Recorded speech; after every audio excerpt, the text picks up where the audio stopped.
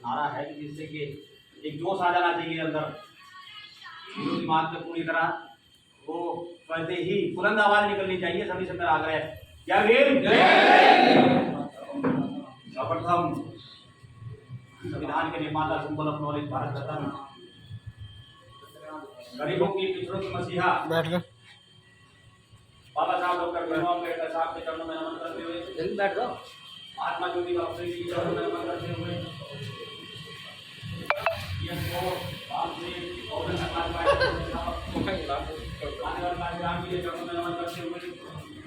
बैठ जाओ जिन्होंने समाज में हिंदुस्तान का नाम पूरे संसार में बुलंद करने का काम किया, ऐसी हमारी नेता बहन कुमारी मायावती जी को अपना आदर्श नेता मानते हुए आज बाबा साहब डॉक्टर भीमराव अम्बेडकर साहब के परिनिर्वाण दिवस के इस कार्यक्रम में उपस्थित मंच पर आसीन हमारे प्रदेश अध्यक्ष जी चौधरी शिषपाल जी, हमारे उत्तराखंड के प्रभारी रवि सहगल जी और चार बार बहुजन समाज पार्टी की कमान को संभालने वाले बहुत ही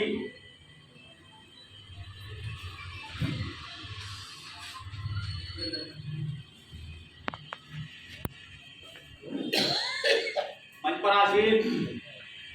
हमारे जिलाध्यक्ष जी भाई साहब की लीड कहे जाने वाले, और वास्तविकता है कार्यकर्ता ही किसी संगठन की लीड होती है, और ये बहुजन समाज पार्टी की लीड मेरे सामने विराजमान सम्मानित चेहरे सभी पदाधिकारीगण, सभी का अभिनंदन और स्वागत और धन्यवाद करते हुए साथियों, आज 6 दिसंबर हमारे उस महामानव बाबा साहब डॉक्टर भीमराव अम्बेडकर साहब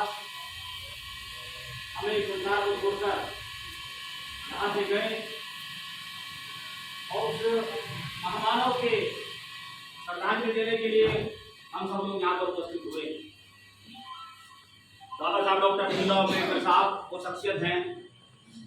उनके बारे में जितना भी कहें सूरज को दिया दिखाने जैसा अवस्था बन जाती। दबे कुचले शोषित समाज को नया जीवनदान देने वाले, जिनके पास कोई अधिकार इस देश में नहीं थे, अधिकारों को तो छोड़िए सम्मान भी नहीं था, किसी प्रकार की व्यवस्था, जैसे यहाँ पर उस समय जानवरों की थी उसी दुर्दशा के साथ हमारा समाज और बाबा साहब के समाज के लोग यहाँ पर रहते थे। उनका यहाँ पर अवतार हुआ, मैं तो अवतार ही मानता हूँ, वास्तविकता है, क्योंकि बाबा साहब न होते तो ये समाज इस प्रकार से सम्मान न पा रहा होता, इस प्रकार आगे न बढ़ पा रहा होता, जिस प्रकार से आज हम सब लोग सम्मान के साथ सर को गर्व से ऊंचा करके चल रहे हैं। ये सम्मान बाबा साहब डॉक्टर भीमराव अम्बेडकर साहब ने हमें दिलाया। उनके त्याग को, उनके बलिदान को ये समाज कभी भुला नहीं सकता। जो उन्होंने हमारे लिए किया है, मैं हर जगह उनके बारे में बोलता भी हूँ कि बाबा साहब के लिए बोलते तो बहुत हैं, लेकिन हमने उनको पढ़ा कितना। जिन लोगों ने बाबा साहब की जीवनी को नहीं पढ़ा, इसका मतलब वो बाबा साहब के बारे में ना तो कुछ जानते ना उनको मानते। तो मेरा मानना और मेरा कहना ये है कि उनकी जीवनी को हमें जरूर पढ़ना चाहिए कि उन्होंने क्या क्या बलिदान हमारे लिए किए। जिन्होंने उसको पढ़ लिया, उनके खून के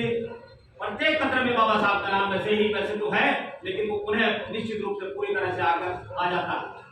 उनकी जीवनी को हमें पढ़ना चाहिए, किस प्रकार का उनका बलिदान था, किस प्रकार से उन्होंने पूरा जीवन बलिदान किया, अपना परिवार तक बलिदान कर दिया, अपने छोटे छोटे बच्चे जो हमारे अच्छे बेहतर भविष्य के लिए, समाज के बेहतर भविष्य के लिए बाबा साहब डॉक्टर भीमराव अम्बेडकर साहब ने बलिदान किए। उनके बलिदान को हमें हमेशा याद रखना, उनके मान सम्मान की रक्षा के लिए चाहे जान भी चली जाए, ऐसी व्यवस्था इस समाज की को बनाकर रखनी है। और निश्चित रूप से ये वास्तविकता है आज भी, ये बाबा साहब की बात अगर कोई गलत आकर सामने कह दे तो इस समाज का कोई भी व्यक्ति, चाहे वो उतना सा भी व्यक्ति हो, छोटा सा भी व्यक्ति है, उसके पास कोई व्यवस्था नहीं है, वो भी सामने वाले के सामने खड़ा होकर उसकी प्रत्येक व्यवस्था को बिगाड़ने का प्रयास कर देता है, अगर बाबा साहब के प्रति कोई शब्द बोलने की हिम्मत कर सके। लेकिन वो हमें करने नहीं देना। ये व्यवस्था हमें सम्मान की बनानी है। बाबा साहब ने नारा दिया, शिक्षित बनो, संगठित करो, संघर्ष करो। मैं हर जगह अपने समाज के नौजवानों से ये आग्रह करता हूँ कि बाबा साहब के सपने को अगर हमें पूरा करना है तो सबसे पहले अपने समाज को हमें शिक्षित करना पड़ेगा। उनके सहारे इनका आदेश के साथ हमें आगे बढ़ना पड़ेगा। जितने पूरा समाज पढ़ लिख कर शिक्षित हो जाएगा, बाबा साहब के सपने को पूरा करने के लिए हम पूरी तरह तैयार हो जाएंगे।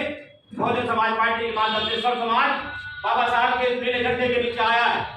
और इस सब समाज का सम्मान पूरी तरह से बहुजन समाज पार्टी के माध्यम से होता रहा है और भविष्य में जो होता रहेगा। जो वास्तविकता है, अगर राजनीतिक रूप से भी देखें तो सबसे बड़ा संगठन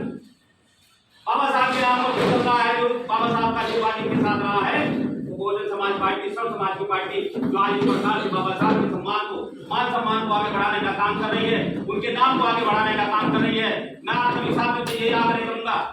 राजनीति तो होती रहेगी, व्यवस्था अपनी राजनीति से अलग है, लेकिन बाबा साहब ने जो हमारे लिए किया है, जो समाज की और यहाँ पर रहने वाले सब समाज के लोगों के लिए किया है, वो निश्चित रूप से हम कभी भुला नहीं सकते। बाबा साहब ने मात्र अपने समाज के लिए नहीं, यहाँ पर रहने वाले प्रत्येक समाज के लिए काम किया। ओबीसी वर्ग के लोग, बहुत सारी बिरादरियां ऐसी हैं जो अपने आप को इस व्यवस्था से हटकर मानते हैं। लेकिन मैं दावे के साथ कहना चाहता हूं कि वो अगर पढ़े बाबा साहब को और अपनी इस व्यवस्था को देखे जो उस समय की थी, तो निश्चित रूप से बाबा साहब का एहसान सब पर है, पूरे देश पर है, और ये एहसान उनके सम्मान को देते हुए हमें उतारते निश्चित रूप से रहना है। जैसे यहाँ पर उस समय की राजनीतिक पार्टियों ने महात्मा गांधी जी को राष्ट्रपिता की उपाधि दी। मैं निश्चित रूप से कहना चाहता हूं, अगर ये जाति व्यवस्था वाला विषय न होता तो बाबा साहब यहाँ के बापू नहीं, पिता ही नहीं, बाप दादा, हर चीज की संज्ञा इनको मिली होती और हिंदुस्तान का सबसे बड़ा नाम बाबा साहब डॉक्टर भीमराव अम्बेडकर साहब हर तरह से होते। ये दावे के साथ ज्यादा कुछ न कहते हुए, कार्यक्रम बहुत ज्यादा है, आज शादी ब्याह का भी बहुत ज्यादा सीजन है, सभी लोगों को अपने अपने क्षेत्र में भी जाना है। ज्यादा कुछ न कहते हुए आपका सभी का अभिनंदन करते हैं और बाबा साहब डॉक्टर भीमराव अम्बेडकर साहब के चरणों में उन्हें कोटि कोटि नमन करते हैं, उनको श्रद्धांजलि अर्पित करता हूं और उनका आशीर्वाद, उनका प्यार इस समाज पर, सर समाज पर हमेशा बना रहे और इनकी व्यवस्था से, इनके आशीर्वाद से समाज आगे बढ़ता रहे, सर समाज का प्यार, सौहार्द आपस में बना रहे, हिंदुस्तान हमारा देश आगे बढ़ता रहे। बहुत बहुत धन्यवाद। जय भीम, जय भारत।